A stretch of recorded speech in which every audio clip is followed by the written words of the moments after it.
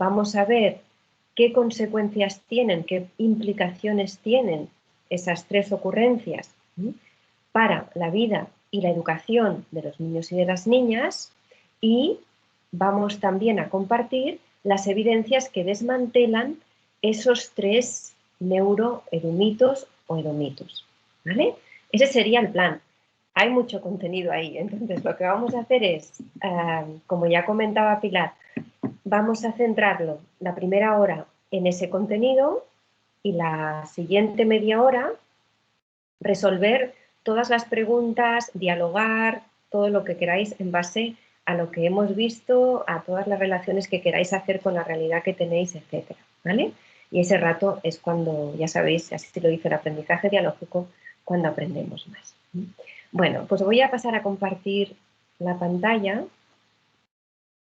Pues hablamos de educación basada en evidencias y actuaciones educativas de éxito. Cuando nos referimos a una educación basada en evidencias, no estamos hablando de algo extraordinario. En todo caso, si es extraordinario, es porque durante mucho tiempo no ha sido común o habitual que las escuelas y la educación en general se basaran en los resultados de la investigación científica. Pero como digo, esto no debería resultarnos excepcional, ¿no? Porque de hecho que los niños y las niñas vayan a escuelas y a institutos que se basen, que aquello, lo que allí se hace, se base en la investigación científica, es un derecho que todo niño y toda niña tiene. Es un derecho humano, ¿no? De hecho, la Declaración Universal de los Derechos Humanos, en su artículo 27, dice específicamente que toda persona tiene derecho a participar y a beneficiarse del progreso científico.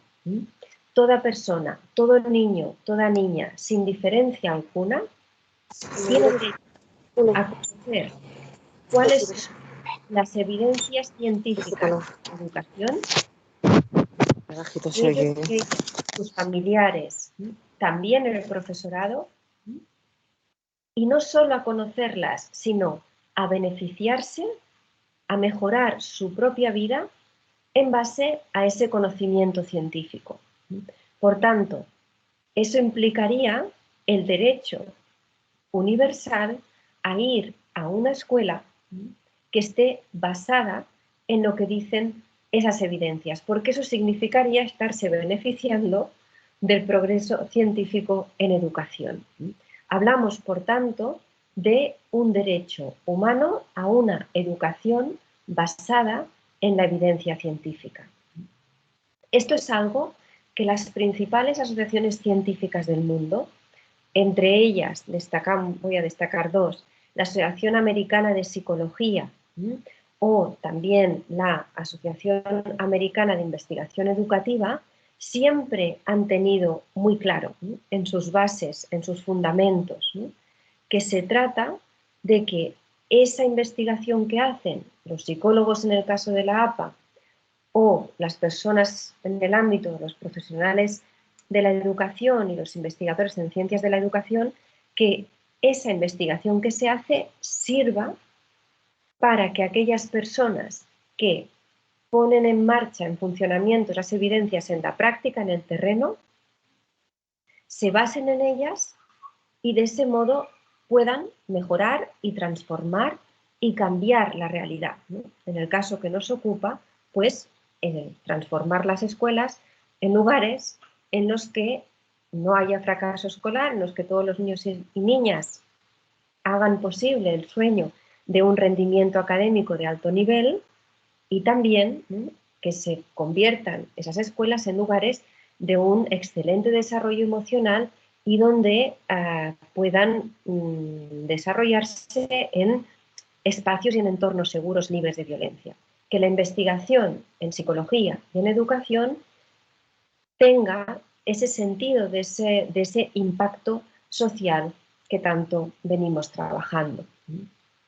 Esta es una de las anteriores presidentas de la Asociación Americana de Investigación Educativa, Arneza Boll, y en el Congreso de AERA, en el que entonces ella era la presidenta, tenía este título el Congreso: Conocer no es suficiente, con la idea de que la obligación que tenemos, tanto los investigadores e investigadoras en educación como los profesionales de la educación, es que esas evidencias que estamos encontrando sobre cómo se aprende más y mejor tienen que llegar a las y los profesionales y tienen que acabar mejorando los aprendizajes y el desarrollo, las emociones, los sentimientos de todos los niños y de todas las niñas. Esa idea de que la ciencia tiene que estar al servicio de la sociedad, tiene que servir para conseguir mejores escuelas, un mundo mejor, más igualitario, era uno de los principios fundacionales de CREA cuando en los 90 Ramón Flecha funda el centro. Y por lo tanto, la investigación que siempre desde los inicios se ha llevado a cabo en CREA siempre ha tenido esa orientación de impacto social y por lo tanto de que esas evidencias estuvieran en la base de las propuestas educativas y sociales que la investigación indicaba que son de éxito. Esta orientación de que la ciencia tiene que estar en la base de las prácticas, ¿no?, de las instituciones alrededor de Europa, está claro en el contexto, por ejemplo, de la investigación europea. El programa marco de investigación europea, creo que ahora ya estamos en el horizonte Europa, pero el anterior, Horizon 2020, ya implicó un aumento muy importante en los billones de euros que se dedicaban a la investigación científica en Europa. De hecho, es el programa de investigación con más recursos dedicados a la investigación, por ejemplo, en ciencias sociales y humanidades. Pero la clave es que esa investigación que se financia en Europa sea una investigación que logre traducirse en programas, en políticas, en intervenciones. Es decir, que demuestre tener impacto social, que mejore la vida de los ciudadanos y de las ciudadanas en toda Europa, sea la vida de un taxista o sea la vida de un director de una empresa. Esta prioridad del impacto social de la ciencia ya ha sido publicada en las revistas de más impacto. Ya sabéis que desde CREA hemos liderado y estamos liderando todo lo que es el impacto social en todas las ciencias y que Ramón Flecha fue la persona escogida por la Comisión Europea para liderar un grupo de expertos para desarrollar los indicadores orientados a medir el impacto social de todas las ciencias naturales y sociales y por lo tanto estamos, ¿no?, en la punta de lanza internacional sobre este tema, ¿no? Eran precisamente Ramón Flecha, Marta Soler y Teresa Sordé quienes escribían en la revista Nature sobre la necesidad de que las ciencias sociales, entre ellas la educación, también tengan un impacto social. Las evidencias científicas que sirven para mejorar la realidad, para mejorar la educación, se encuentran en lugares específicos, pero todos ellos son lugares donde está presente y tiene una voz la comunidad científica internacional. Eso pueden ser, entre otros, el programa marco de investigación que acabo de mencionar, Horizonte 2020, son también las revistas científicas donde se publican los resultados de la investigación en ciencias de la educación. Podemos mencionar varias, pero una sería la revista de educación de la Universidad de Cambridge y la revista de educación de Harvard. Y luego, pues, otros centros de investigación y universidades punteros a nivel internacional que son de prestigio, ¿no?, o son referentes porque están elaborando investigación en el marco de estos proyectos y programas de investigación de muchísimo nivel mundial y porque están publicando esos resultados en las revistas científicas más importantes en el área. Dentro de ese programa marco de investigación europea se financió el proyecto Included, después de una llamada a todos los equipos de investigación de Europa a presentar propuestas de proyectos sobre cómo la educación escolar puede contribuir a la cohesión social en Europa y a la inclusión. Después de una evaluación muy exhaustiva y muy difícil, muy dura, tanto científica como ética, el proyecto que fue seleccionado para responder a esta necesidad europea fue Include. Ese proyecto lo dirigió Ramón Flecha, duró del 2006 al 2011 y suponía el trabajo coordinado con muchos centros de investigación, equipos de mucho prestigio de alrededor de Europa.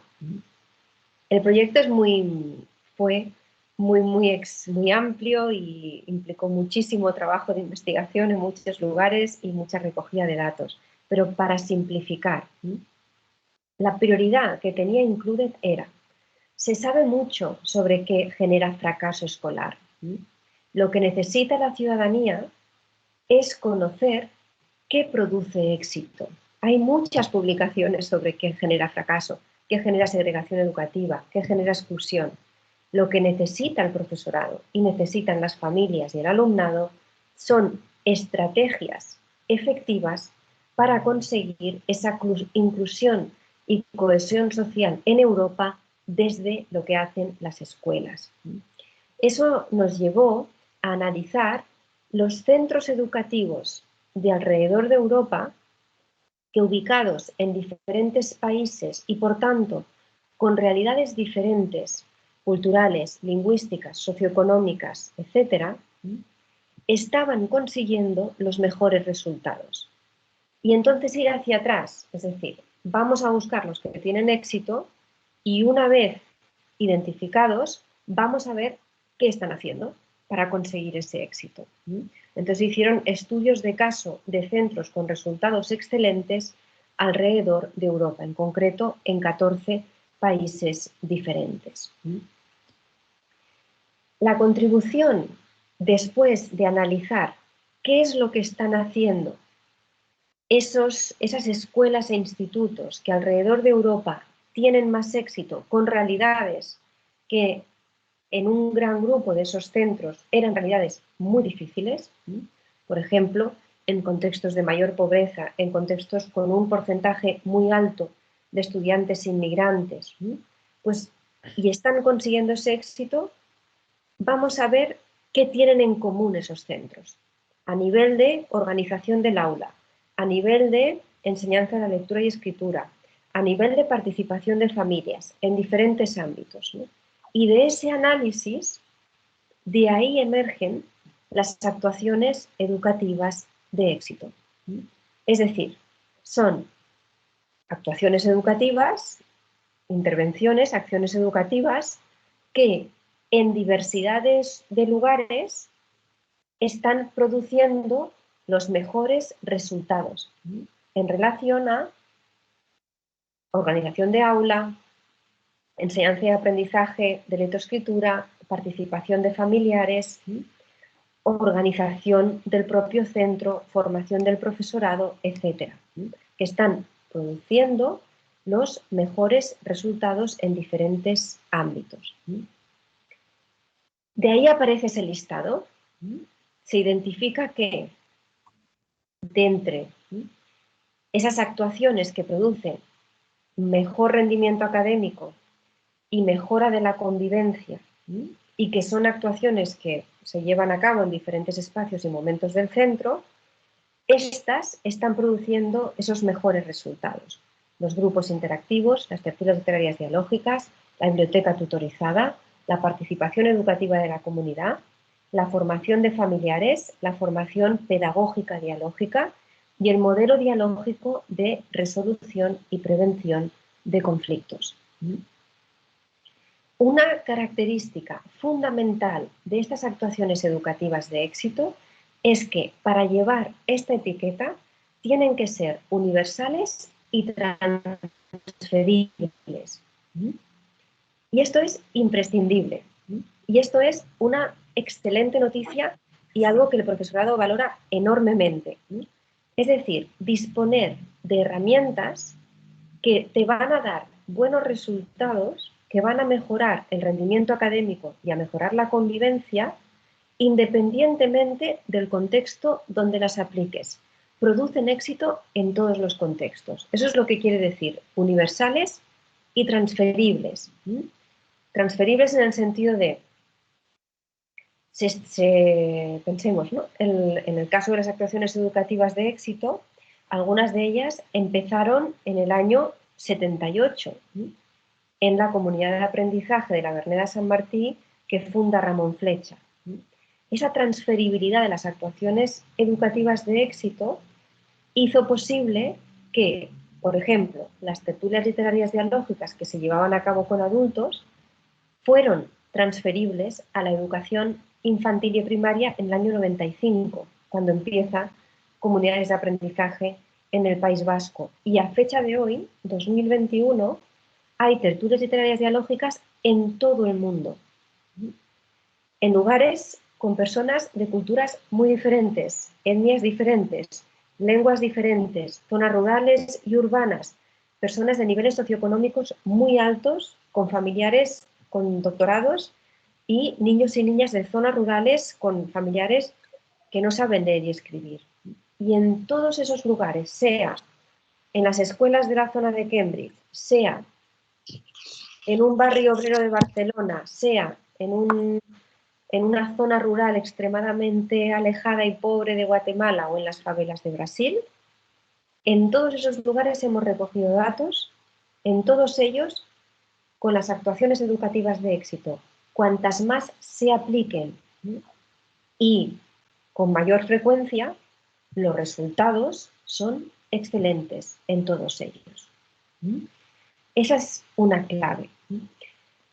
Y esto es muy importante porque una de las cosas que ha sido típica en educación es el contextualismo, que ha servido para justificar proyectos educativos que no estaban basados en la evidencia científica y que, por tanto, producían malos resultados.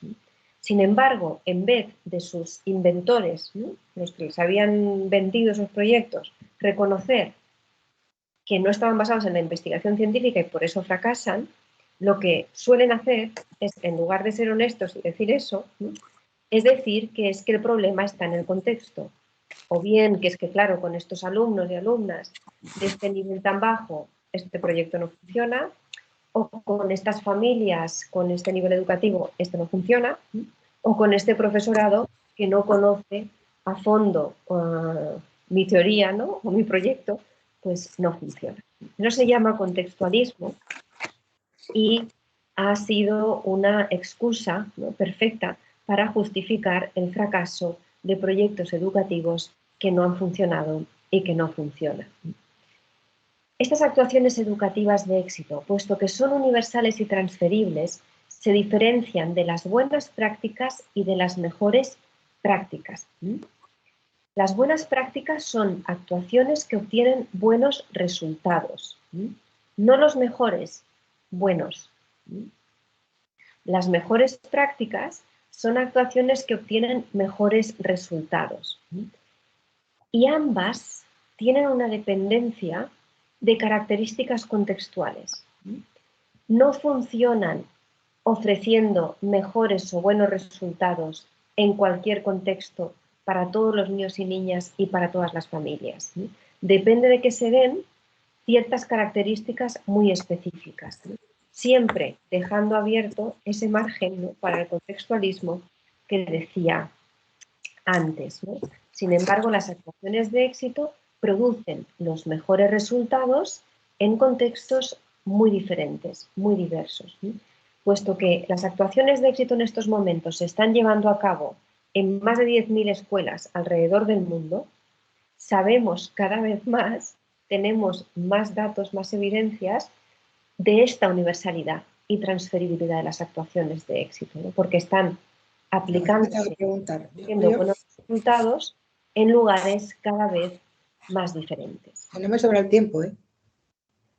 Por esa razón, dados estos resultados, el proyecto Included fue seleccionado entre una de las 10 historias de éxito del programa marco de investigación europea. De hecho, entre esas 10 historias de éxito figuraban, ya lo veis aquí en la diapositiva, 9 de esos proyectos seleccionados como más exitosos y ejemplares del programa marco de investigación europea eran de temas de ciencias duras, de ciencias naturales, de medicina, de tecnología, de ingeniería, etc.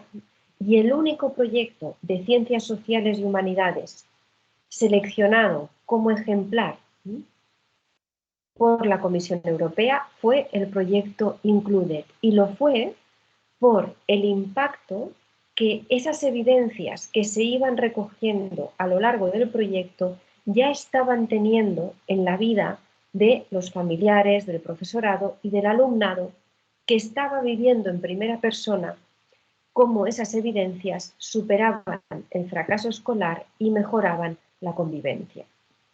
Un caso muy ejemplar en este sentido, pero que no es una excepción, sino que es un caso más de los muchos, ¿no?, que tenemos alrededor del mundo, es el de la Escuela La Paz en Albacete, que participó en este proyecto de investigación.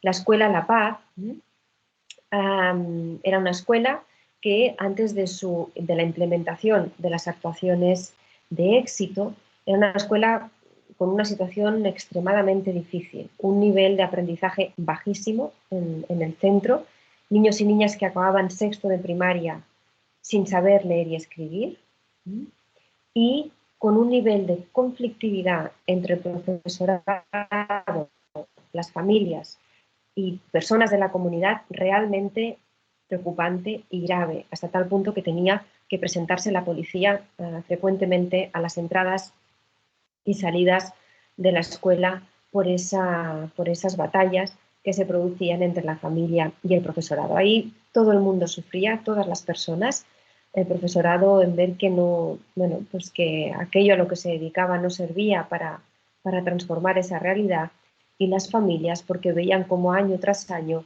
los niños que salían de esa escuela tenían un nivel bajísimo y por tanto no iban a poder transformar la realidad de ese barrio ni tener una vida mejor que sus padres. Cuando esta escuela, a través de una firme decisión del inspector de la zona, deciden implementar lo que la evidencia científica ha demostrado que sirve para transformar esa realidad, empiezan a hacerlo, y en tan solo un año de implementación de algunas actuaciones educativas de éxito se producían transformaciones como esta que veis aquí relativa a competencias lingüísticas, ¿no?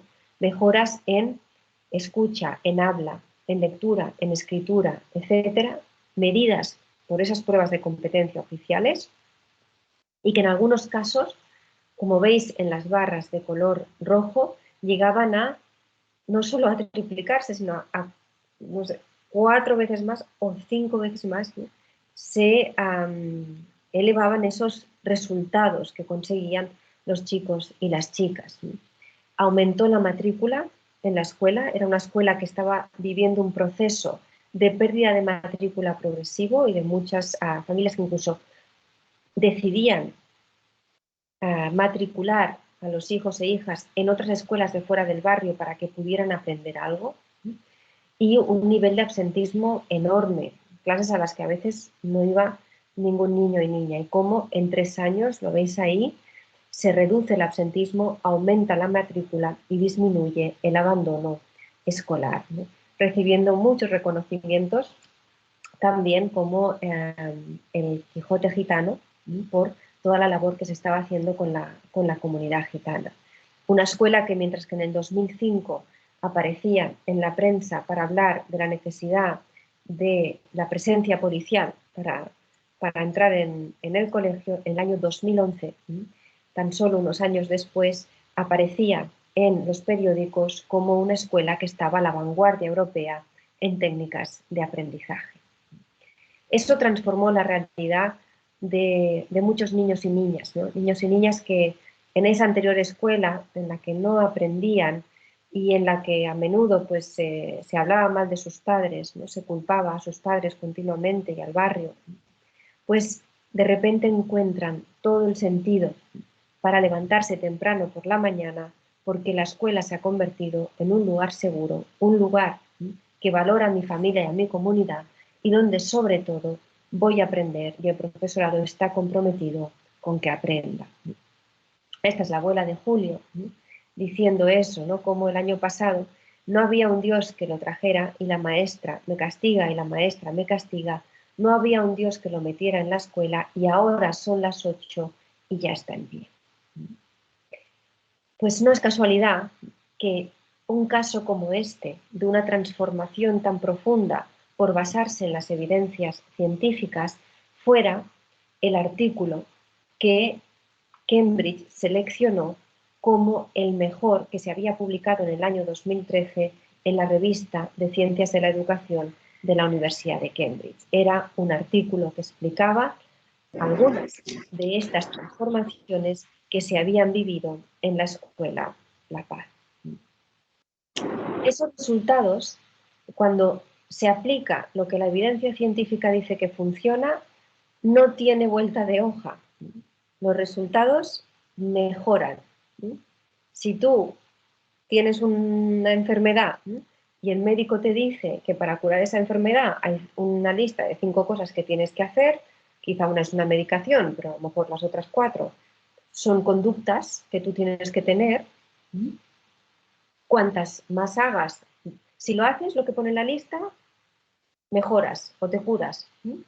Y cuantas más hagas y mejor las hagas, pues más rápida sea la curación y mejor, ¿no? Más sano, más sana estarás después de hacerlo. Pues es lo mismo. Los datos de los que ya disponemos sobre mejoras de rendimiento académico, mejoras en la convivencia y mejoras en el desarrollo emocional del alumnado que se beneficia de actuaciones educativas de éxito son muy impresionantes y son comunes a todas las escuelas. Esto es una escuela de Cataluña, como veis ahí, con datos referentes a la mejora en competencias en estas áreas. Pero lo mismo en todos los países donde se están implementando las actuaciones de éxito en la actualidad. Estos son resultados de Italia, mejoras en lengua italiana, matemáticas, en diferentes cursos. Otra escuela de Italia, mejora de la asistencia a la escuela, o sea, reducción del absentismo escolar. Datos de Brasil en los rankings que aparecen sobre rendimiento de las escuelas y aparecen ranqueadas las escuelas. Pues esta escuela Tremembé, que aparecía al final de la lista, en tan solo, bueno, en muy poco tiempo, después de aplicar las actuaciones de éxito, pasa al 5º lugar, ¿no? Compartiendo con otras escuelas que antes no habían imaginado que pudieran compararse con ellas, ¿no? Las mejoras se producen en áreas instrumentales del aprendizaje, lenguaje y comunicación, matemáticas, pero como decía, también esas mejoras en lengua y matemáticas, esas mejoras en las dimensiones instrumentales no son a costa de no mejorar las relaciones sociales, las emociones, los sentimientos, la convivencia intercultural. No. La clave de actuaciones de éxito es que no sacrifica ninguna de las dimensiones de la persona humana. Las mejoras son en todas las dimensiones humanas al mismo tiempo. Este es un ejemplo de ello. Escuela Mare de Déu de Montserrat, implementando actuaciones de éxito desde el año 2002. Recibe en el año 2018 el premio del Círculo de Economía por ser un ejemplo de escuela con un muy alto porcentaje de inmigración y estar ofreciendo una salida de éxito real y excelente en los aprendizajes y en la convivencia para toda la comunidad que participa.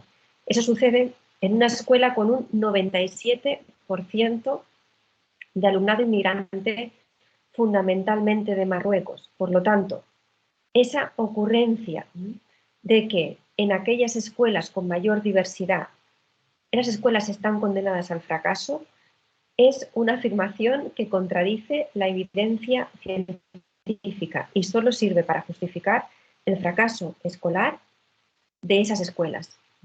Si en escuelas con diversidad se aplica lo que dice el conocimiento científico que funciona en esas escuelas, o también en esas escuelas, esos mismos centros con el mismo alumnado le dan la vuelta a los resultados escolares y a los resultados socioemocionales. Y un ejemplo es Mare de Déu de Montserrat, quien también participó en el proyecto Included, pero lo son, y repito de nuevo, pues a escuelas que alrededor del mundo están consiguiendo estos mismos rendimientos para alumnado que frecuentemente, ¿no?, en ciertos lugares pues son de colectivos más vulnerables. Luego es importante recordar también que las actuaciones de éxito producen esos mejores resultados en todos los contextos. Hacemos énfasis en estos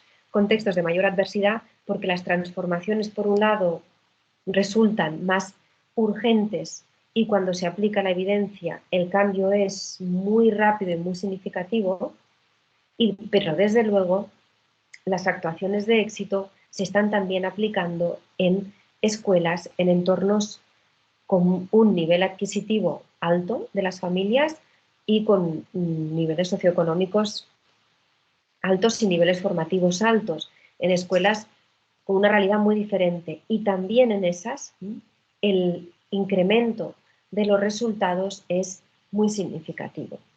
Ahora bien, para que se produzcan estos resultados hay una clave, y es que las actuaciones de éxito se tienen que aplicar tal cual han sido investigadas, no se pueden adulterar.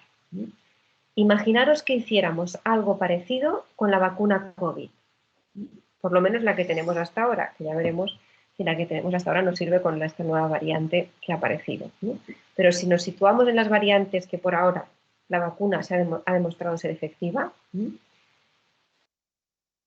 esas vacunas, Pfizer, Moderna, tantas como hay, ¿no?, AstraZeneca, se han diseñado de una determinada forma y tienen unos determinados componentes y solo si se aplican esos componentes, ¿no?, esa suma de componentes genera, en realidad tenemos dos tipos de vacunas, ya lo sabéis, ¿no?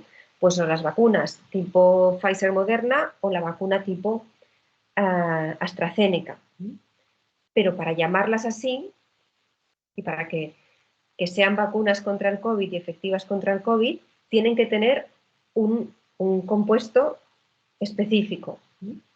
Si se cambia algunos de esos componentes, alguna de esa fórmula, no tenemos una vacuna contra el COVID, tenemos otra cosa que no va a curar, no va a inmunizar a la persona contra el COVID. Pues es lo mismo. Para decírselo a Cris, pero esto es surprise, esto no puedes decir nada. No, lo voy a poner aquí porque me gusta. Pero que son surprise, que aunque tú le digas a Cris... Se oye a una persona. ¿Puedes cerrar los micros? Es que somos muchos y nos cuesta mucho controlar. No pasa nada, no pasa nada. Sandra. No pasa nada. Bien, pues esas evidencias, ¿no? Hemos visto lugares donde se encuentran. Programa marco de investigación europea, ¿no?, que es todo lo que estaba haciendo referencia. Origen de las actuaciones de éxito, proyecto Included, que también recoge toda la investigación científica previa que había sobre tertulias literarias dialógicas, grupos interactivos, etc. Pero Included es la investigación más macro, centrada en identificar ese listado. Por lo tanto, programa marco de investigación europea. Pero, aunque sea rápido, voy a mencionar también esto. Las evidencias científicas ahora también las podéis encontrar en plataformas científicas de participación ciudadana, puesto que la Comisión Europea tiene un compromiso claro de hacer realidad ese derecho humano de que la ciencia llegue a la ciudadanía y que la ciudadanía participe del conocimiento científico y en el conocimiento científico ha apoyado a través de investigación financiada en el programa Marco la creación de 2 plataformas científicas donde se pueden encontrar evidencias clave. La de educación se llama Adayana y la de género se llama SAFO.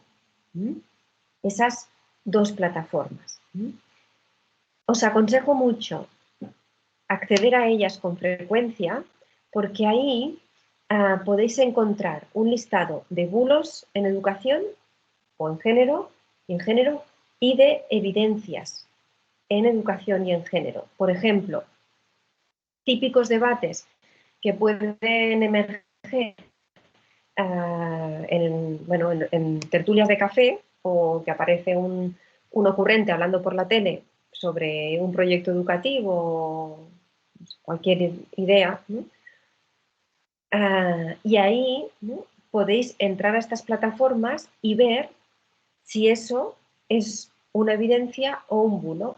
Pero no solo eso, sino que si os registráis, podéis vosotras y vosotros proponer temas para que otras personas, otros ciudadanos y ciudadanas, busquen evidencias científicas que reiteren que eso es así, que se confirma esa idea, o si hay evidencias científicas que contradicen esa idea y por lo tanto es un bulo, es una fake. Entonces, eso lo puede plantear cualquier ciudadano o ciudadana que se registre en estas 2 plataformas. Esto es un recurso excelente para vosotros y para vosotras, pero también para compartir con familiares e incluso para compartir con el alumnado de sexto de primaria, de la ESO, etc. Podéis hacer tertulias pedagógicas dialógicas también, breves, cortitas, a raíz de evidencias que se están planteando en la plataforma, porque además se tienen que decir 3 artículos, se tienen que aportar 3 artículos científicos para poder decir que algo es una evidencia o es un bulo.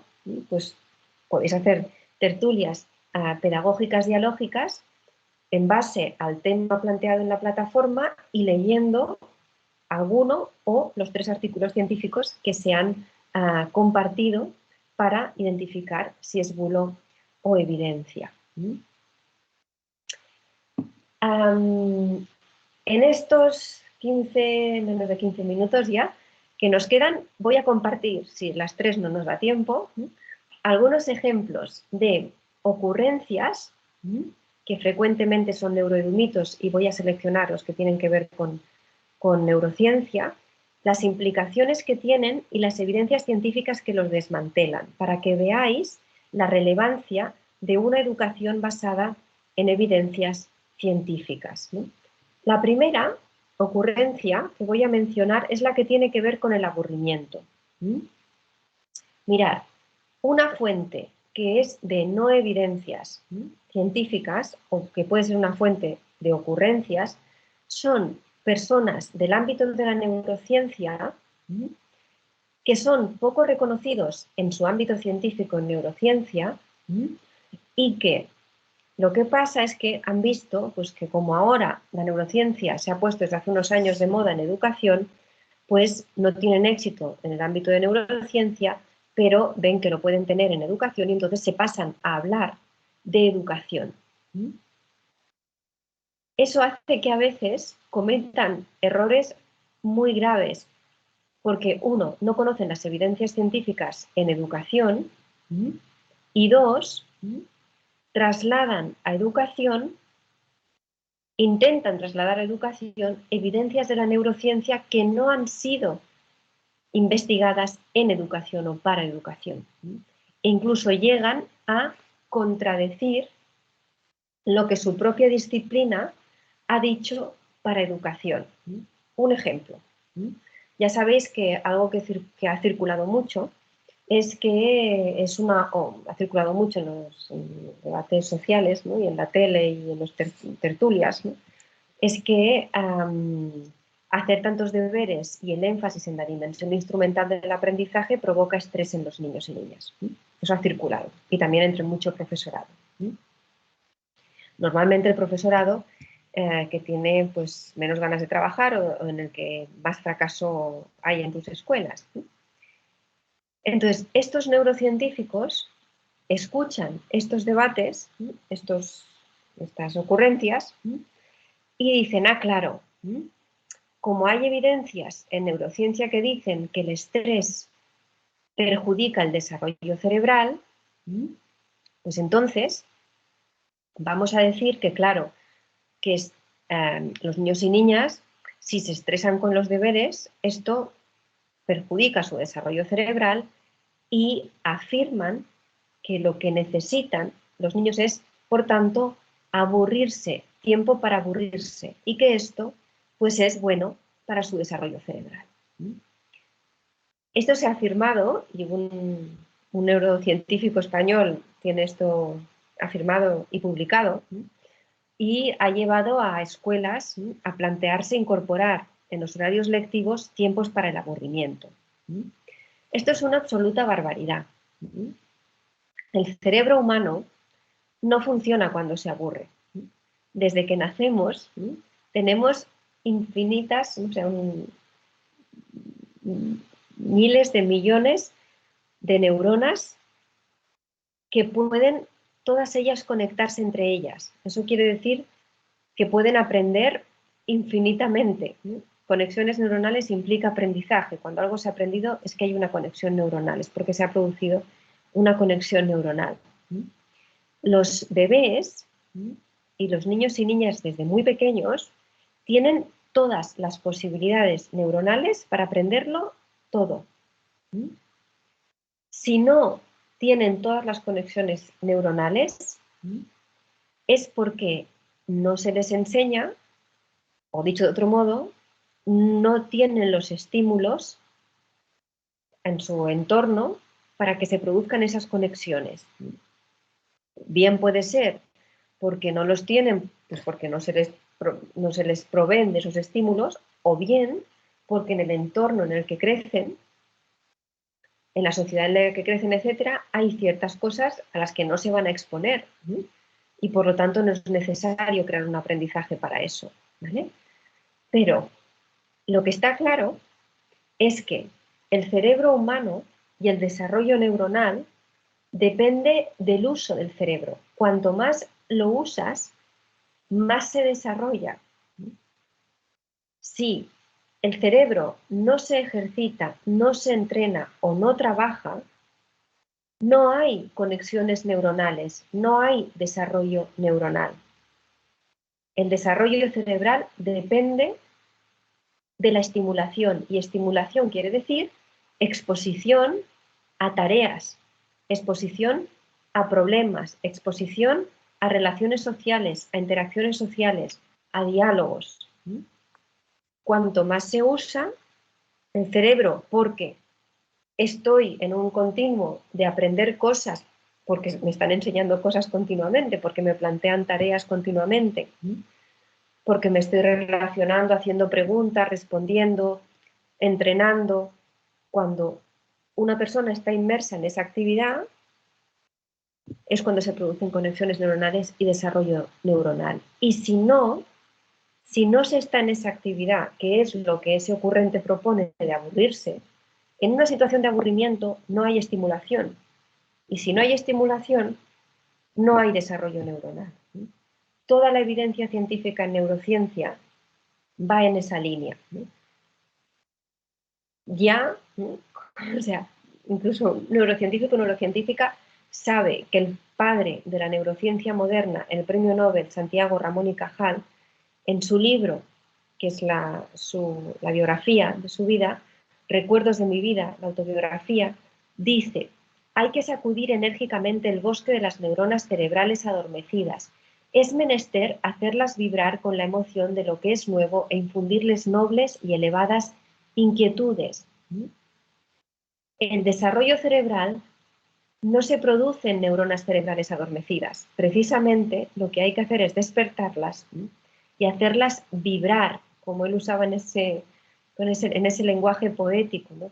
Y cuando vibran, cuando se despiertan, cuando se les plantean nobles y elevadas inquietudes. Y eso quiere decir retos cognitivos, eso quiere decir dificultad en el aprendizaje, eso quiere decir leer los clásicos de la literatura universal en lugar de literatura infantil que tiene un vocabulario pobre, estructuras sintácticas y gramaticales pobres.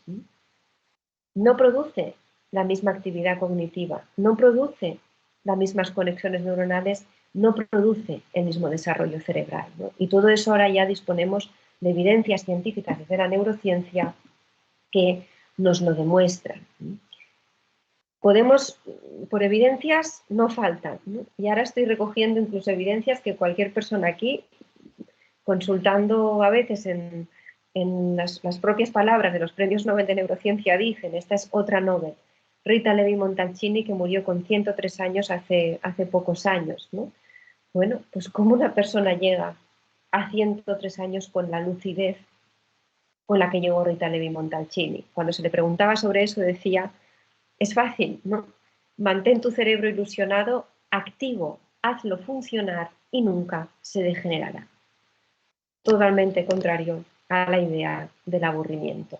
Más evidencias de otro Nobel, el Nobel de Neurociencia más importante de la actualidad, Eric Kandel, ¿no? Ya sabéis que la idea de aburrimiento tiene mucho que ver con esa crítica y ataque a todo lo que tiene que ver con el esfuerzo. Es un poco lo mismo, ¿no? Que los niños no se estresen, no se esfuercen, etcétera, ¿no? Bueno, pues si no se esfuerzan, pues no hay aprendizaje. Y si no hay trabajo, si no hay entreno, no hay aprendizaje. Y la neurociencia lo sabe desde hace muchos años. De hecho, la memoria a largo plazo, que es lo que se entiende como aprendizaje, porque que es aquello a lo que tú puedes recordar de aquí a meses, a años, incluso a lo largo de toda tu vida, eso se entiende que es un aprendizaje profundo, ¿no? Se sabe que la variable para pasar de memoria a corto plazo, es decir, recordar algo un ratito o unos minutos, ¿no? O unos días, a pasarlo a recordar durante mucho tiempo, la variable más importante de la memoria a corto plazo a la memoria a largo plazo es la práctica, el entreno, la repetición. Sin entreno, práctica y repetición, en otras palabras, sin trabajo, sin esfuerzo, no hay memoria a largo plazo, no hay aprendizajes profundos y comprensivos, ¿no? Y esto a mí me encanta, ¿no? Es muy claro, en pocas palabras, la práctica implica perfección. Pues traducción a las actuaciones de éxito, por ejemplo, grupos interactivos, ¿no? Los niños y las niñas están practicando continuamente los contenidos que están trabajando. Los dialogan entre ellos cuando resuelven su actividad y cuando la resuelven en grupo, cuando se lo explican de otra forma a un compañero para que lo entienda mejor. Eso en su grupo lo están practicando y entrenando, pero es que luego eso se multiplica por 3 o por 4, por tantos grupos como haya en el aula. Es un entreno continuo, es una práctica continua.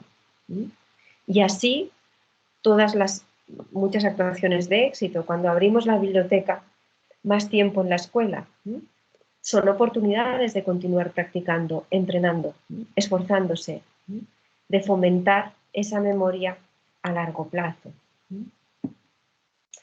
Y en 2 minutos voy a comentar esta otra idea, la que tiene que ver con otra ocurrencia, que es el determinismo genético, y que todas las actuaciones de éxito contradicen esta ocurrencia, precisamente porque están basadas en la evidencia que es todo lo contrario, ¿no? Un ocurrente también español, neurocientífico, escribía en una entrevista, decía en una entrevista, esta afirmación. Dice, a las chicas adolescentes hay que enseñarles cómo es la violencia masculina, que se lleva en los genes, y al chico el respeto por la mujer y el control de sus instintos, porque lo que somos no se puede cambiar. Evidentemente, una afirmación de este tipo, una ocurrencia de este tipo, justifica la violencia de género, la pederastia, el acoso, la peor violencia, porque está diciendo que las emociones, las respuestas emocionales, ¿no?, son instintivas, no se pueden cambiar, y está afirmando que los hombres, por ser hombres, llevan la violencia en los genes, lo afirma tal cual, ¿no? Eso está culpando a todos los hombres de la violencia de género, cuando eso es una falsedad, ¿no? Los hombres que perpetran violencia de género son una absoluta minoría, ¿no? Y hay muchos hombres que han luchado y luchan toda la vida por superar la violencia de género, que jamás han ejercido ninguna violencia contra nadie, ¿no? Esto es una absoluta barbaridad que contradice la evidencia científica en neurociencia. Eric Kandel, por ejemplo, dice: somos lo que somos por obra de lo que aprendemos y de lo que recordamos. No somos a priori, no hay determinación. Somos lo que aprendemos a lo largo de la vida y lo que recordamos de eso que hemos aprendido. Pero todavía más contundente es, ¿no?, en varias de sus obras, en las que afirma cómo los genes son servidores del ambiente. Los genes, claro que tenemos una carga genética, pero en su mayor parte esos genes se expresan de un modo u otro en función de las experiencias que se tienen vinculadas al contexto sociocultural, en función de las interacciones sociales. La evidencia más contundente en este sentido es la que proviene de estudios de gemelos con la misma carga genética, con genes idénticos, y cómo se ha visto que sus cerebros son diferentes ya con pocos años de vida, porque las experiencias sociales que tienen, las interacciones sociales que tienen, aunque compartan ciertos contextos de desarrollo, sus interacciones son diferentes, y eso hace que anatómicamente sus cerebros sean diferentes. Decir que la violencia está en los genes, ¿no?, y que no se puede cambiar quiénes somos y que no podemos cambiar la realidad, contradice la evidencia científica y contradice muchas historias de vida que ya forman parte de esas evidencias, ¿no? Este es Rafa Layón, padre de familia de la Escuela La Paz, de la que hemos hablado, una persona con una historia de vida muy difícil, que estuvo en prisión y que, estando en tercer grado, hacía voluntariado en la escuela de su hijo, ayudando a su hijo y a los demás a aprender. Esa experiencia cambió su vida, cambió su persona, cambió su forma de ver el mundo y su forma de relacionarse con los demás. Y decía en el Parlamento Europeo, donde estuvo hablando en la conferencia final del proyecto Include, decía esto: quiero decir a todos los padres que hemos nacido en la pobreza que las cosas se pueden cambiar.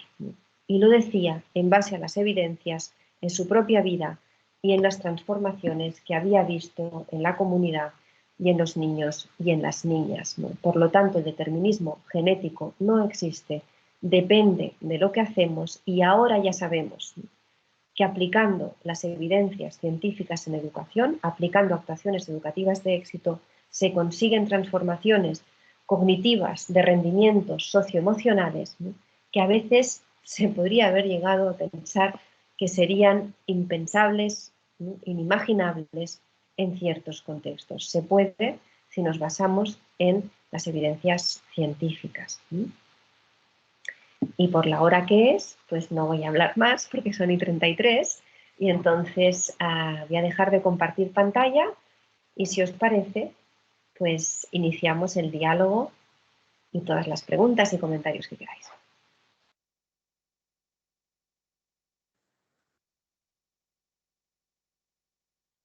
Madre mía, Sandra. Cuando uno va a un concierto, a una obra de teatro así muy sobrecogedora, el público tarda en aplaudir. Y esto es un poco así. Nos hemos quedado impresionadísimos con este último testimonio. Y además un testimonio que cayó en una tierra o en un espacio muy bien preparado con todo lo que nos habías contado antes, ¿no? Que Qué ejemplo más bueno de que las cosas se pueden cambiar. Menudo cambio en la formación que estamos recibiendo con esta calidad. Por lo menos yo hablo de mí misma, ¿eh? Esto es una pasada, un gran cambio, un cambio muy significativo en mi formación como profesional. Muchas gracias, Sandra. Gracias. Bueno, yo supongo que todo el mundo tendrá un mogollón de cosas que decir y que preguntar. Así que, si os parece, abrimos el turno como hacemos habitualmente con las tertulias, ¿vale? Sabéis todos, supongo, levantar la mano. Aquí en el iconito donde sale junto al chat, sale un icono con una mano así junto a la cabeza. Picáis ahí y dais al icono de levantar la mano pues para comentar o para preguntar a Sandra lo que necesitéis. Tenemos ya una mano levantada. Liliana, adelante. Bueno, es que voy a hacer una pregunta tan normal después de este final tan emocionante que me da hasta reparo preguntar una duda que me entró. Mira, yo soy profe en el Alfonso y ya sabes que hacemos, bueno, pues muchísimos grupos interactivos semanalmente, la semana pasada 17, esto es por presumir un poco, ¿eh? Y entonces que, mira, me surge una duda, cuando varios profes los hacemos en un grupo, a mí me gusta mucho que los grupos, o sea, que sean los mismos grupos, ¿no? Yo tengo, por ejemplo, coincido con el profe de matemáticas o con Aquilino, que está ahí de historia, entonces veo que determinados grupos siempre muy heterogéneos, siempre chicos, chicas, diferentes perfiles, bueno, sí, o sea, eso vale, controlado. Pero me gusta que siempre sean los mismos. Cuando veo que trabajan bien, pues le digo a Aquilino, oye, mira, pongo a este con este y funcionan, trabajan bien. Pero ahora escuchándote a ti, no sé si no será mejor cada X tiempo variar la composición de los grupos o no, o es indiferente, Sandra, porque por lo de las interacciones es verdad que, bueno, cuando están en grupos interactivos son más profundas, son diferentes a cuando están todo el grupo junto. Entonces, ¿cómo lo ves? Eso de que tengamos los mismos grupos, varios profes para los grupos interactivos, porque en nuestro día a día yo veo que funciona, ¿eh? Que genial, que estupendo, pero bueno, prefiero, ya que me surgió esta duda, prefiero que me la respondas tú con las evidencias que tú sabes.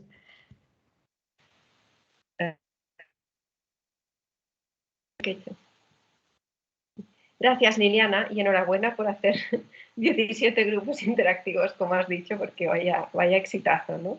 Muy bien, qué suerte tienen estos niños y niñas. Pues, a ver, la respuesta sobre lo que preguntas, la verdad es que la clave para el éxito no va a depender de eso.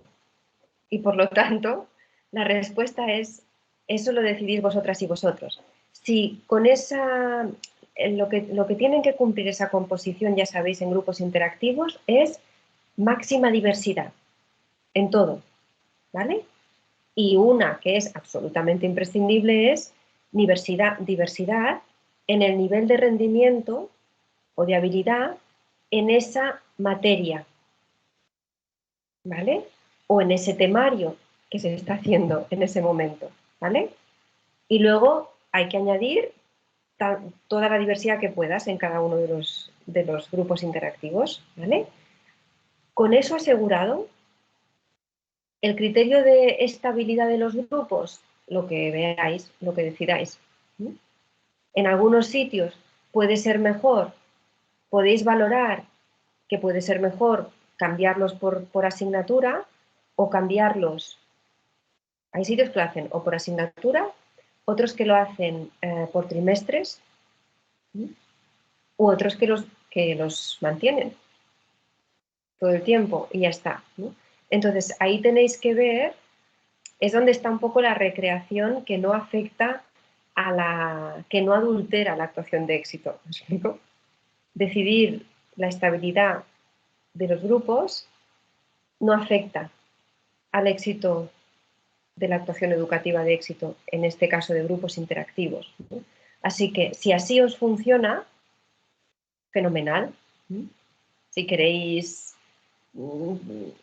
sí que puede pasar que en alguna, no sé, imagino, que llega un niño o niña, ¿no?, nuevo, que resulta que tiene que es de otra cultura, que tiene una lengua específica, ¿no?, y que resulta que decidimos incorporarlo en un grupo interactivo donde hay un niño o niña que es de su mismo grupo cultural, que conoce las dos lenguas y que le puede hacer de puente, ¿no? Entonces, claro, vamos introduciendo cambios sobre la marcha, uno de esos grupos se modificará, ¿no? Pero porque hay realidades que van emergiendo y a las que tenemos que dar respuesta, ¿no? Y quizá pues este niño para un determinado, no sé, pues un grupo interactivo determinado, pues es fenomenal que esté siempre con este otro niño, ¿no? Y en el caso que sea una escuela que los cambie por área, por asignatura, pues puede decidir, pues no, pues nos conviene mantener que estos dos estén siempre juntos y por lo tanto vamos a modificar temporalmente grupos que teníamos establecidos porque esta compañía, esta ayuda en este momento de este niño es muy importante. Entonces, mientras se cumpla el criterio de diversidad, ya está. Vosotros podéis ir tomando decisiones vosotros y vosotras. Muchas gracias, Sandra. A ti.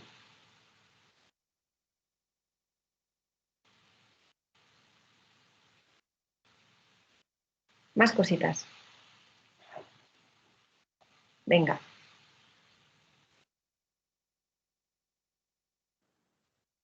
Benja, adelante. Sí, hola Sandra.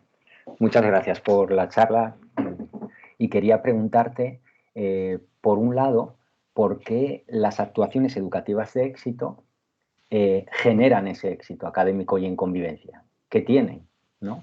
para lograrlo y generar esa transformación? Y por otro lado, si te viene bien, comentar igual esas cosas que consideras que son componente ineludible de las actuaciones, que eso requeriría pues, leerse bien la bibliografía, formarse muchísimo, ver qué son los grupos interactivos de verdad, pero bueno, si quieres dar, si te apetece, 3 pinceladas de grupos interactivos, esto es lo que, si lo quitas, adultera, y en las tertulias, por ejemplo, esto es fundamental, pues te lo agradezco. Aunque lógicamente ya digo que llevamos ya 2 años formándonos en ello y en ello estamos, con lo cual una respuesta para eso es un poco excesiva, quizá, pedirla.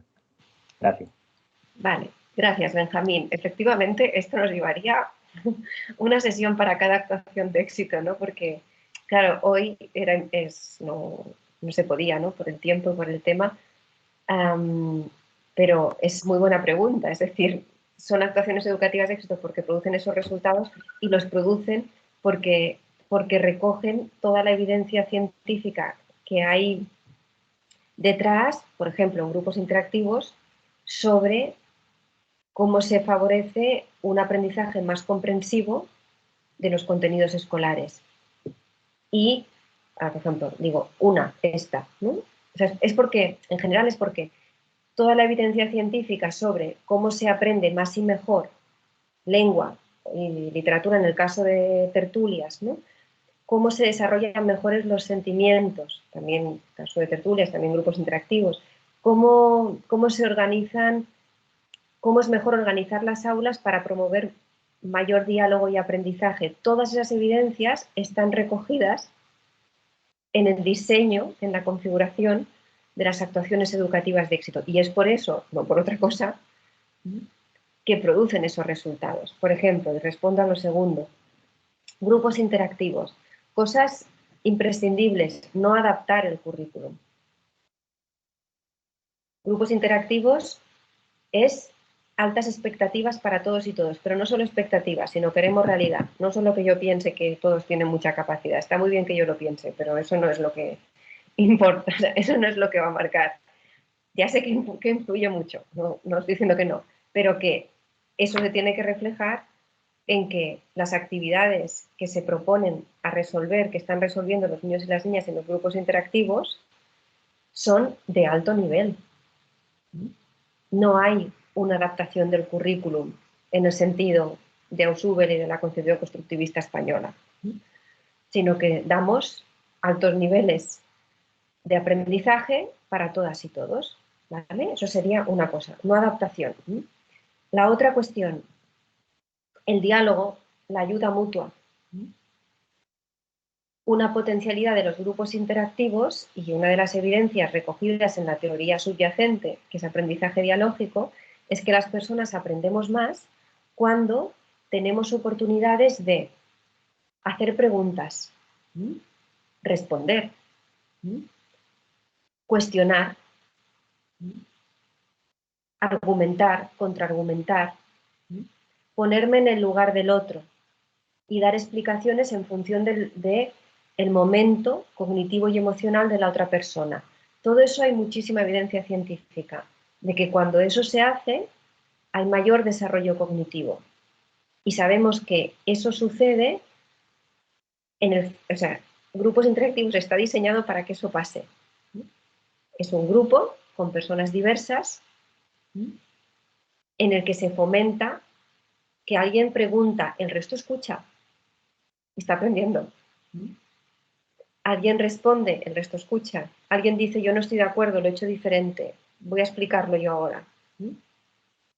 Y alguien dice, Juan todavía no lo entiende, ya se ha explicado 3 veces, pero todavía no lo entiende Juan, hay que buscar una cuarta forma de explicarlo, una quinta forma. Todo eso ya se ha estudiado, ya hay evidencias de que eso conduce a mayor aprendizaje. Eso tiene que ocurrir en grupos interactivos.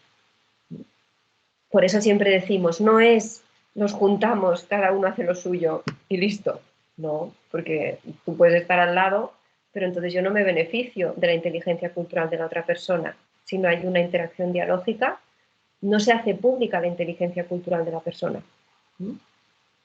Entonces el lenguaje, la comunicación, es la herramienta que hace pública esos saberes, ¿no? y que permite que unos hablen, que otros respondan, que otros escuchen, ¿no? Y entonces de ahí la no resolución individual y sin interacción, que eso no quita que a veces pueda haber un primer momento en los que empiezan a resolver individualmente, pero la idea es que haya un momento de compartir, de poner en común, de ayudarse, ¿no? Y de resolución compartida de la actividad. Ahí tenéis 2 claves. Y en las tertulias literarias dialógicas, la clave por excelencia, y es la que cuando se ha adulterado siempre la hemos denunciado, ¿no? Y que es de clásicos de la literatura universal. Si no son clásicos de la literatura universal, son otra cosa, no son tertulias literarias dialógicas, ¿no? ¿Por qué? Pues por lo mismo, por todas las evidencias que hay detrás de eso. Desde toda la investigación que ya desde la creación de Tertulia Ramón Flecha hizo en su momento, ¿no? Y que ya se llevaba a cabo en la Escuela de Personas Adultas de la Berneda San Martí, la tesis doctoral de Marta Soler en la Universidad de Harvard, ¿no? Y después todas las evidencias incluidas de la neurociencia actualmente que demuestran cómo los clásicos de la literatura universal conducen a una actividad cerebral que no producen otras lecturas. Es que ya hay evidencias científicas de eso. Por ejemplo, no sé si la habéis escuchado en alguna otra charla, pero voy a decir 2. Publicaciones en una revista JCR, Cortex, donde se hicieron resonancia magnética de personas mientras leían a Shakespeare. Y el artículo reporta cómo la lectura de Shakespeare produce una tempestad neuronal, lo cual quiere decir mucha actividad neuronal y desarrollo neuronal. ¿Por qué Shakespeare? No, obviamente no porque es Shakespeare, igual que no porque sea Mozart, sino porque la calidad de la obra, en este caso el uso del lenguaje, y el artículo es una maravilla porque explica exactamente por qué es lo que produce esa actividad neuronal, y entonces explica que es una característica de las sintaxis que utiliza Shakespeare, que es el giro funcional, ¿no? Pues eso es una de las características concretas del uso del lenguaje en Shakespeare que produce esa tempestad neuronal, ¿no? Pero es que así, ahora hay muchas razones. Otra investigación que se publicó en Science demuestra que las personas que leen clásicos de la literatura universal tienen un mayor desarrollo de la teoría de la mente. La teoría de la mente es propia de los humanos y de hecho se ha asociado que las personas que tienen mejor teoría de la mente pues también tienen unas capacidades para relacionarse con los demás que son mejores. La teoría de la mente lo que quiere decir es la capacidad que tenemos de ponernos en los estados mentales y emocionales de otras personas y ajustarnos, nosotras y nosotros, mental y emocionalmente, para podernos poner en su lugar y así ayudar más a la persona y entenderla mejor y dialogar mejor. Pues se ha demostrado que las personas que leen clásicos, su teoría de la mente está más desarrollada. ¿Casualidad? No, no, no. Porque los clásicos que plantean, pues los grandes problemas de la vida. ¿Qué están planteando? El amor, la muerte, los celos, la fidelidad, la valentía, problemas familiares, problemas en la comunidad, en tu vida privada, íntima, ¿no? Claro, una persona que lee mucho de eso, escucha lo que pasa en el mundo y lo entiende mucho mejor. Luego viene un amigo o una amiga y le cuenta un problema y lo entiende mejor, porque tiene un montón de recursos para poder analizar esa situación y para ayudar a la otra persona. Entonces, no es porque, o sea, no es porque hay un empeño en los clásicos, es que es mejor, son mejores. Se sabía que eran mejores en términos propiamente como obra, o sea, como producción humana, ¿no? Pero es que además ahora cada vez más tenemos más evidencias también de otro tipo, como las que estoy comentando, ¿no? Boquiabiertos nos deja, Sandra.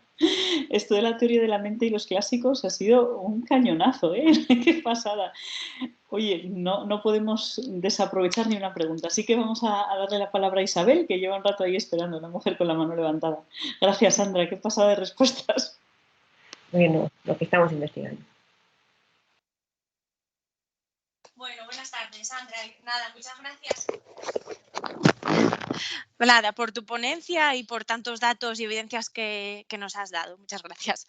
Nada, yo quería preguntar, porque en el cole donde estoy, en La Coruña, estamos desde el curso pasado con las tertulias dialógicas y hemos retomado ya este curso y tenemos muchas ganas, creo, de empezar con grupos interactivos. Esperamos, bueno, seguir formándonos para poder arrancar. Yo cuando encima escucho evidencias de los buenos resultados, pues digo, ya, ¿por qué no empezamos ya de una vez? Pero quería saber, pues a la hora de hablar, de formar a las familias o voluntarios que puedan venir, ¿cómo hacer esto? Si sería, no sé, favorable pues leer, hacer tertulias pedagógicas juntas a partir de artículos y de las evidencias, o cuál sería la mejor manera para hacer esa formación con ellos. Gracias. Gracias, Isabel, ¿verdad? Es que se me pone la barra justo encima y no... Vale, Isabel. Sí, Isabel, gracias. Pues muchas gracias y mucho ánimo, que estáis ya, ¿no?, a punto de empezar esta transformación en el aula. Entonces, a ver, el voluntariado, o sea, no es imprescindible que tenga formación. Para que empiecen, lo digo también porque, ¿no?, puesto que tenéis claro que lo vais a hacer, no esperéis haber hecho formación con el voluntariado para empezar grupos interactivos. No es necesario. Puede participar el voluntariado perfectamente mañana o pasado mañana. Lo único que les tienes que decir es que su función no es explicar el contenido de la actividad. Ellos no van de profes. Los profes ya están allí, sois vosotras y vosotros, y ya les habéis contado el contenido a los niños y a las niñas. Lo que vienen a hacer es a dinamizar las interacciones entre ellos y ellas. Esta es la clave del mensaje a darles a todo el voluntariado. Decirle, tú no te preocupes para nada sobre el contenido. De hecho, hay voluntariado que son analfabetas, ¿no?, y están dinamizando los grupos interactivos. Entonces, la función, la única, tú promueve que se ayuden entre ellos, que se lo expliquen. Si ves que hay un niño o niña que nunca participa, anímale a participar. Si ves que hay alguien que se queda atrás, le dices, Juan, ayuda a Pedro, ¿no?, o Mohamed, ayuda a Pedro, ¿no?, que no está, que no, parece que no le sale todavía. Esa es la función del voluntariado. Ya está. Dicho esto, es excelente y lo recomendamos, ¿no?, lo que estás diciendo, como parte de lo que se conoce como formación de familiares y de la comunidad. Genial. Si queréis hacer formación del voluntariado, maravilloso. ¿En qué formato? Tertulias pedagógicas dialógicas, que las pueden compartir incluso con el profesorado o con familiares, como queráis, ahí lo decidís vosotros, ¿no? pero es hacer realidad ese derecho humano con el que hemos empezado la charla. Pues también el voluntariado tiene derecho a conocer las evidencias y las evidencias que subyacen a la actividad en la que está participando en el cole. Les va a interesar muchísimo, por ejemplo, saberlo. Y también pues porque si eso supone que aprenden más de eso, pues sienten que quizás sí pueden ayudar mejor. Pues la motivación es muy alta. Yo diría, adelante si lo queréis hacer, pero no es un requisito para entrar en el aula, ¿vale? Pero es otra actuación de éxito, que es formación de familiares y de comunidad, y que eso va a revertir favorablemente en los niños y en las niñas, si lo hacéis.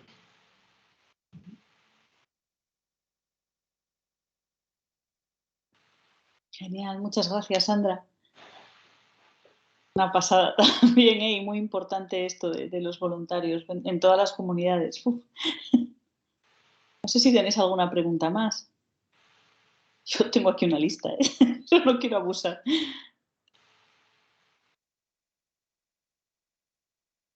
Venga, pues te voy a dar la primera de la lista, Sandra.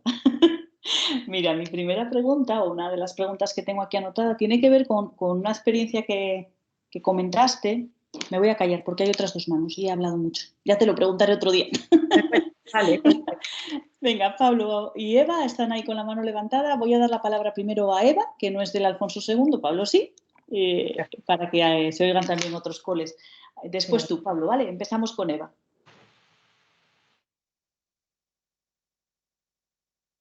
Tienes que abrir el micro, Eva. Sí, lo estoy abriendo. Lo que pasa es que hay como retardo, por eso es.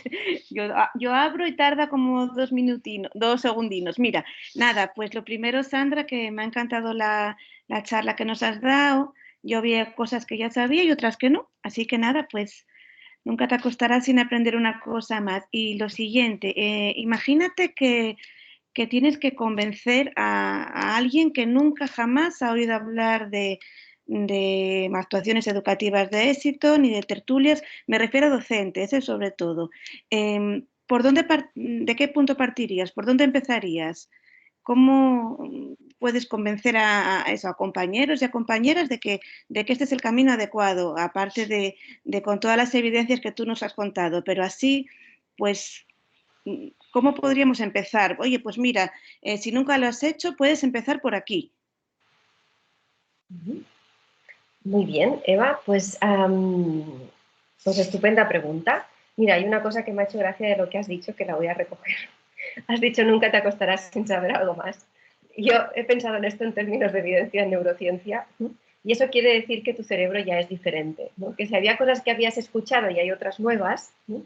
Tu cerebro es diferente ahora, ¿no? En relación a hace una hora y media, porque has creado nuevas conexiones neuronales donde residen esos nuevos aprendizajes, ¿no? Y eso nos pasa cada día, ¿no? Siempre que sintamos eso, pues quiere decir que nuestro cerebro es diferente. ¿Cómo convencer? Yo diría desde la evidencia, y en este caso, más en vuestro caso, desde los resultados. Es el mejor argumento. Porque cualquier profesor o profesora, maestro o maestra, lo que quiere es, y para eso estudió, ¿no? Es que sus estudiantes aprendan más y mejor, ¿no? Y que todos tengan un nivel más alto de resultados, ¿no? Académicos. ¿No? Y si, por ejemplo, le preocupa las relaciones sociales y le preocupa la convivencia, resultados de mejoras de convivencia. Ese es la mejor, son evidencias, hay que dar las evidencias de mejora, no de yo pienso, yo creo, dame evidencias, dime que funciona. ¿No? Porque mucho profesorado está cansado, y vosotras y vosotros lo sabéis, de ahora esto, ahora lo otro, primero adapto el currículum y ahora me dicen que las competencias, está cansado de hacer cosas que no han servido y que no le han servido para mejorar la realidad de los niños y de las niñas. Entonces, hay que ir con los datos en la mano, hay que decir, no, esto funciona y mira, te voy a pasar estos artículos científicos donde están estos resultados, ¿no? Y si quieres, pues selecciona un artículo científico que sea de una escuela lo más parecida posible a donde está ese profesor o profesora, para que sienta que no es Ah, sí, pero eso pasa en Cambridge. No, no, eso pasa en una escuela como la de nuestro barrio, ¿no? Y entonces, como ya hay datos de todo tipo de escuelas, pues podéis seleccionar. Entonces, yo diría resultados. Bueno, nos queda un minuto y tenemos 2 preguntas. Entonces, si os parece, voy a darle la palabra a Pablo y después a Luismi y terminamos, ¿vale? Sandra, si quieres, decimos las 2 preguntas y si puedes unificar de alguna manera para no abusar más todavía de tu tiempo. No, no hay problema. Hacemos Venga, estas 2 preguntas. Pablo, si enuncias tu pregunta, después escuchamos la de Luismi y que Sandra os responda. Perfecto, muy bien. Gracias, Sandra, gracias, Pili. Mira, yo trabajo como voluntario en Alfonso II, en todas las actuaciones de éxito que están planteando desde casi el principio. Y entonces mi pregunta sería, ¿cómo mimar? Porque yo siempre he visto que uno de los talones de Aquiles de esto es el voluntariado, precisamente, ¿no? Más allá de todo lo demás. Por tanto, mi pregunta sería, ¿cómo mimar al voluntariado? ¿Cómo reforzar su labor para que esté siempre allí, para que traiga más gente, para que no se queme, para que no se marche?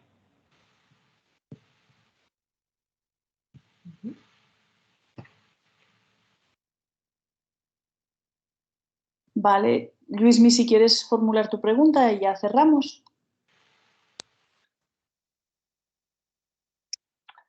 Hola, muy buenas tardes a todos y a todas. Nada, Sandra, yo después de escucharte, ya sé más o menos cómo, en la teoría por lo menos, cómo poner en marcha una tertulia literaria dialógica con el alumnado. Mi pregunta, que es una cosa que siempre es como un eslabón ahí que me falta siempre por tener claro, y está enfocado al alumnado de primaria exclusivamente. Y tiene que ver también con el voluntariado. ¿Cómo no sé bueno, viendo tu experiencia y conocer muchas experiencias en tantos colegios donde se pone esto en marcha, donde se está llevando a cabo, no se encuentra una parte en ciertos sectores del alumnado frustrado, por ejemplo, si parte de las familias están participando como voluntarias, por ejemplo, esas familias que nunca pueden estar en ese momento en el aula colaborando por diversos motivos, o porque a lo mejor no dan el paso o por motivos laborales que no puedan asistir. Ese alumnado no hay un momento que pueda estar frustrado en comparación con otros compañeros a los cuales sus familias participan activamente en la tertulia como voluntarios. No sé si queda clara la pregunta. Duda, vamos. Con mi preocupación, por lo menos. Muchas gracias. Pues muchas gracias a ambos, a Pablo y a Luis Miguel, ¿no?, por las 2 preguntas. Es fácil responderlas integradas porque las 2 van sobre voluntariado. Entonces, bueno, ¿cómo mimar al voluntariado?, que preguntaba Pablo. A ver, la mejor forma es poniendo en la práctica los principios del aprendizaje dialógico, en la relación con ellos y con ellas. Entonces, por ejemplo, se les mima valorando su participación. Si vienen 3/4 de hora, media hora o 1 hora al mes, a la semana, lo que vengan, eso hay que ponerlo mucho en valor.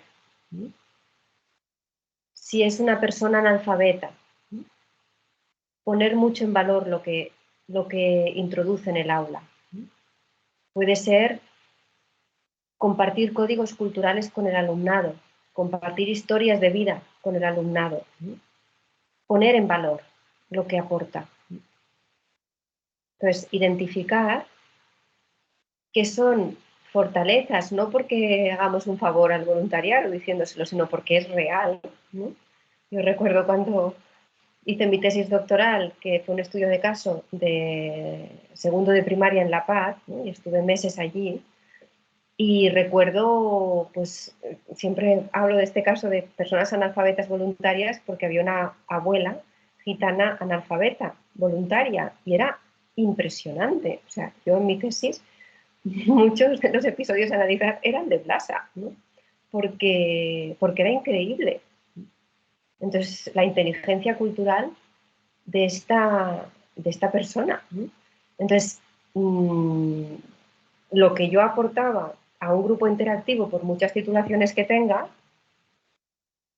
no ayudaba de la misma forma que lo que aportaba Blasa, ¿no? Porque ella comparte unos códigos lingüísticos, culturales, unas historias de vida, una presencia en la comunidad que yo no tengo, y yo no la tengo por qué tener. Yo tengo otra socialización, yo soy otra persona. Y yo aporto algo que es muy importante. Y cubro eso. Pero, pues qué bien que tengamos diversidad de personas en la comunidad con diversidad de inteligencias culturales, porque uno sola no puede cubrir las realidades de todo este alumnado. Y eso lo habéis escuchado más veces. Y esto me lleva a la pregunta de antes de qué es lo que hace que funcionen grupos interactivos. Pues por eso es bueno que vengan personas de la comunidad voluntarias al aula, ¿sí? Porque aportan inteligencias culturales, saberes que son diferentes al que aportamos el profesorado o personas que tenemos un perfil bastante académico, ¿sí? Y se necesitan esas inteligencias para resolver los problemas y para atender a las relaciones humanas en todas sus dimensiones. Entonces, yo diría, ¿cómo se les mima? Valorando todo y cualquier cosa que aporte el voluntariado a la escuela, ¿sí? Y que nos está ayudando a hacerlo mejor con los niños y con las niñas, o con un niño o niña solo. Si yo veo que venga esa madre, ¿sí?, que antes se quejaba siempre y tal, y bueno, al final ha empezado a venir, ¿no? Y resulta que he visto que aquel niño, cuando viene ella, ¿no?, ese niño que presta menos atención, que hace más ruido, y que cuando viene ella está más atento, pues qué maravilla, ¿no? Pues le voy a hacer consciente a esta voluntaria que es, bueno, que me siento muy agradecido y agradecida cuando viene, porque ese niño y esa niña cuando viene está mejor y aprende más gracias a ella. Entonces, podemos fijarnos más en los logros y en lo que somos capaces de conseguir juntos y juntas y hacerles conscientes de eso, ¿no? Sobre lo segundo que comentaba Luis Miguel, no pasa nada. O sea, el alumnado que sus padres, madres, pues no están participando, pues quizá no participa su madre o padre, pero participa un muy buen amigo o amiga de su padre o madre, ¿no? O otro familiar, o otra persona del barrio que tienen relación, ¿no? De alguna forma, pues esa familia extensa está presente, ¿no? Y como hay un buen sentimiento de comunidad, pues no hemos identificado que esto suceda, ¿no? Y luego cuanto más valoremos cualquier aportación o cualquier participación, en caso que nos preocupen que haya familias que no participen igual, pues cuanto más valoremos cualquier detalle, más fácil resultará que esas familias que participan poco se animen a participar más. Entonces, no vienen de voluntarias, pero vienen a las reuniones que hacemos de familias, ¿sí? Y vienen con ganas y preguntan, tal, qué bien, vamos a valorar eso muchísimo, ¿no? Que son participativos y que están comprometidos, perfecto, fenomenal, ¿no? Entonces le voy a decir al niño o niña qué bien, ¿no?, que estuvieron tus padres, qué bien esta pregunta que hicieron, ¿no? Y entonces incluso la maestra puede dirigirse a los padres y hacerles conscientes de qué bien que estéis aquí. Pues bueno, quizá con esas interacciones de ánimos, si un día tienen un huequito, pues decidirán, en lugar de invertirlo en otra cosa, en irse a la escuela, aunque sea media hora. Entonces, valorar lo que tenemos, y eso nos pasa en todo en la vida, y desde ahí, pues seguro que conseguimos más cosas. Bueno, Sandra, valoramos todos estos tesoros, valoramos a Pablo y a Silvi, su mujer, nuestros voluntarios, Carmen, la madre de Mario, que andaba también por aquí, y te valoramos a ti muchísimo, muchísimo también, porque realmente, ¡buah! Esta tarde como que nos está dando ahí calor y luz para un montón de cosas. Y aunque, bueno, pues es una apreciación subjetiva, Sandra, esta última respuesta, tengo que decir que a mí me da mucha tranquilidad, porque a veces uno quiere abarcarlo todo y atender a los voluntarios y atender a los niños y atender a los padres y atender a los compañeros. Y bueno, pues por eso somos comunidad, ¿no? Tú nos dices que tampoco tenemos que alcanzarlo cada uno todo. Así que gracias que te tenemos a ti, que tenemos a Pablo, que tenemos a Silvi, que tenemos a todos los compañeros que están por aquí. Y lamentablemente lo que no tenemos es más tiempo. Pero bueno, tenemos ganas y somos una comunidad, así que estaremos juntos y juntas. Ya lo sabéis que este viaje es compartido. Así que ahora hay muchas posibilidades en muchos momentos. Muy bien, pues no queda más que, bueno, pues una y mil veces darte las gracias de nuevo y daros las gracias a todos por estas preguntas tan chulas y por embarcaros en este viaje tan bonito con nosotros. Muchas gracias y hasta la próxima sesión que seguro que es, bueno, también muy ilusionante y muy emocionante. Chao. Muchas gracias. Mi cerebro también es diferente, que lo sepáis. Perfecto. Hasta luego, cuidaos.